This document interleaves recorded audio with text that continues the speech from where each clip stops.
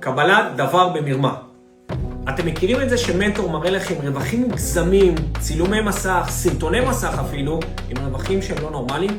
אז תיקחו בחשבון שככל הנראה מדובר בתיקי נוסטרו. נוסיף על זה שאם המנטור לא מציין שמדובר בתיקי נוסטרו, מדובר בעבירה של קבלת דבר במרמה. למה? כי תיקי נוסטרו זו הונאה בפני עצמה. מדובר בחברות שנותנות לכם תיקים על 50,000, 100,000, 150,000 דולר, אחרי כביכול שעברתם מבחן, אבל זה כסף מדומיין, הוא לא אמיתי, תעודות לא משוגרות לבורסה. בנוסף, אותם חברות נוסטרו מפתות אתכם באותם תיקים גדולים, כדי שתקנו עוד ועוד ועוד במעברים מבחנים קלים של יום אחד בדרך כלל, אפילו בכמה שעות, על מנת שתקנו עוד תיקים ותשרפו אותם עוד פעם ועוד פעם ועוד פעם. זה כמו קזינו, ובסופו של דבר בקזינו הבית תמיד מנצח.